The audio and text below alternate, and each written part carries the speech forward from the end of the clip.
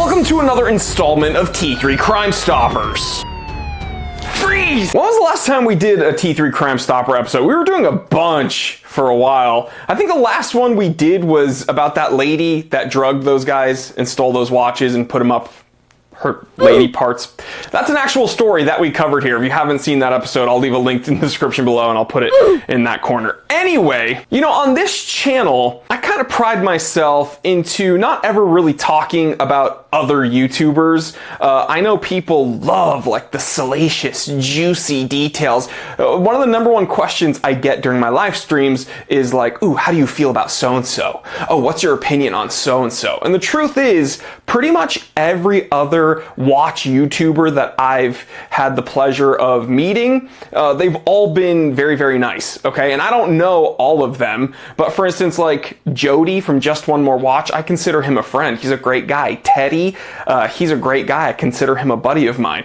Federico, another great dude. So although I don't know all of the watch YouTubers, the ones that I've had the pleasure of interacting with, they've all been very stand-up, straight up, honest, forthcoming people that I've had a lot of fun making content with. Now, months ago, there was a bit of news, drama, intrigue regarding a certain other watch YouTuber slash watch dealer, Timepiece Gentleman. Now, full disclosure, I never watched their channel. I don't know much about any of these people involved.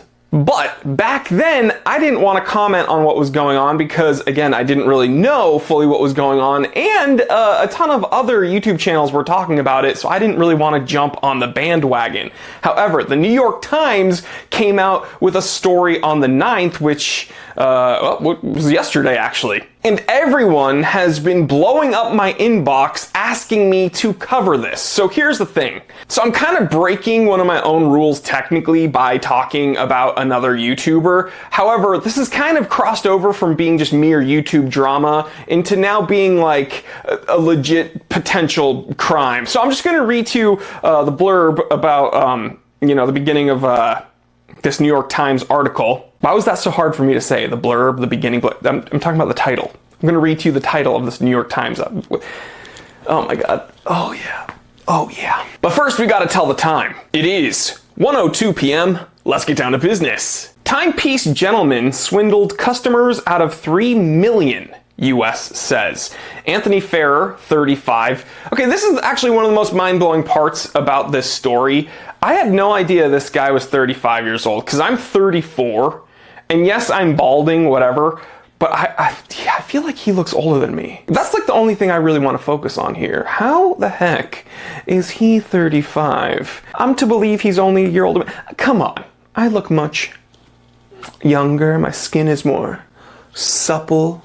Or maybe I just also, maybe I just look like who knows. Anthony Ferrer, 35, who ran a consignment store in Beverly Hills, used money from the sale of customers' luxury watches to finance a lavish lifestyle for himself, federal prosecutors said. The article goes on to say the businessman collected the luxury watches from customers, promising them that he would sell the watches on consignment and take no more than 5% fee. Instead, they said, he sold the Rolexes and other high-end pieces to fund a lavish Los Angeles lifestyle, driving a red Lamborghini, a Ducati motorcycle, and traveling frequently to Las Vegas to gamble. Anthony Ferrer, the Timepiece Gentleman, was arrested by the FBI this week and accused of defrauding customers out of at least $3 million while operating a watch consignment business in Beverly Hills. Okay, so there's a lot to unpack here. I mean, it's kind of, I guess, not that complicated. They kind of, it is what it is. He is being accused of doing fraud. But I guess it gets a little bit more complex when we look at the questions that I've been getting. How is this affecting the watch market? How is this affecting business with people wanting to buy or do consignment on these luxury watches? And I don't think there's a general answer. I think it hurts the market and it helps the market. And I'm going to try to explain that in a moment. But first, I want to do a shameless plug for my own store, the Time Teller Shop, and let you know that we are coming close to the #1 largest, bestest, most unforgettable sale of the year, the T3 Shop's Black Friday sale. That's right, Friday, November 24th at midnight Pacific, the sale starts. Now people get confused. They're like, Friday at midnight? So that means I stay up late on Friday night and then when it's almost Saturday, no. I'm saying like Thursday evening. So it's like Thursday, you have your Thanksgiving meal, you gotta set an alarm because when the clock strikes 12, boom, it is time. And I get inundated with messages of people complaining that they missed out on the sale and they saw a watch that they really wanted and now it's gone forever. Well, I'm warning you. Midnight Pacific, November 24th, that is Black Friday, the Time Teller Shop is having the biggest sale of the year. Write this code down and use it because you don't want to miss out. Back to the action. So how does this crime, alleged crime, affect the watch market as a whole? Well, in one way, it hurts the watch market because this is going to make people second guess doing business, period. Right? I mean, if someone with as large of an audience and as prominent of a name as this Timepiece gentleman channel / store could defraud people for this much money, I guess it could happen anywhere. I'm scared!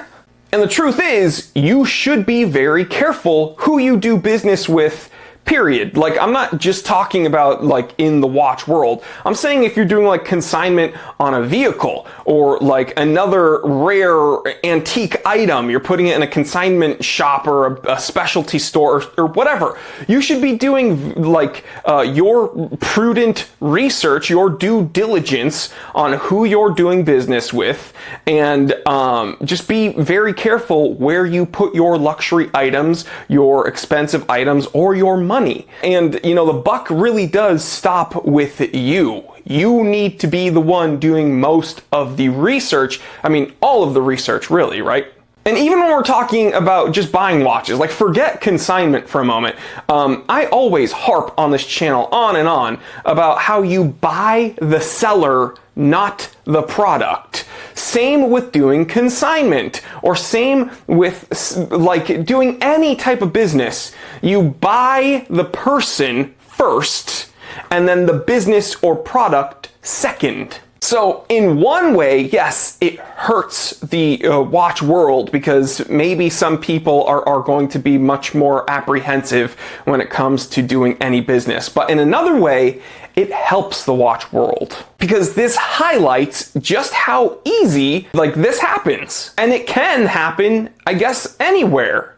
So hopefully this like lets people's antennas go up and tingle a little bit and shows people, oh, okay, I'm going to put a little bit more emphasis on being careful, being prudent with my luxury items and my money, and I'm going to make even better decisions with how I do things. In that way, we can use this as a learning experience. So I spoke to other people in the watch world when this story was kind of coming down the pipe, and we all agreed, like, whenever we hear about this, it just sucks. It just sucks to hear this because we all work in the watch industry, whether it be just making content, some people starting their own brands, and some people, you know, having shops like myself. Whenever you hear of these things, it just kind of, it's like a punch to the stomach and you're like, ugh, it makes me feel icky. It's just a bummer. And then when you hear about how many people were affected from, I mean, allegedly $3 million worth, that's a lot of dough. So if I can end this episode on a positive note, it would be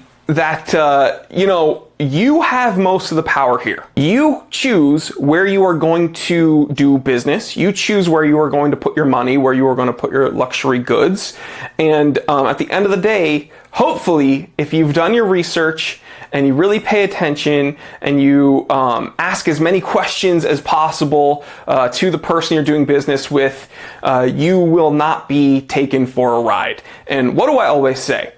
If you are asking questions to some entity that you are doing business with and they get frustrated or they don't want to answer the questions, guess what? Don't do business with them. So let me know what you think about this whole story. I mean, ever since like the first kind of murmurs about this months ago are coming out, everyone had their own opinion. Dude, There were even stories that people were sending me that this Anthony Farrer guy died. And like people were like writing fake stories about his death and stuff. And so it's like, it's crazy. Whenever there's a little crumb of something salacious, people will jump on it, and some people will make things bigger than they actually are and add things to it to make it sound even crazier. And unfortunately, what the New York Times has reported on, this seems crazy enough. Like, we don't need to add anything fictional to this, because if this in fact did happen, which I guess it seems like it did according to the New York Times reporting, this is like insane enough. So let me know what you think about this, guys. Leave it in the comment section, and I will catch you on the next one. I'm Jory Goodman, the Time Teller. Don't forget about the Black Friday sale, and always remember, I didn't invent time, I just tell it.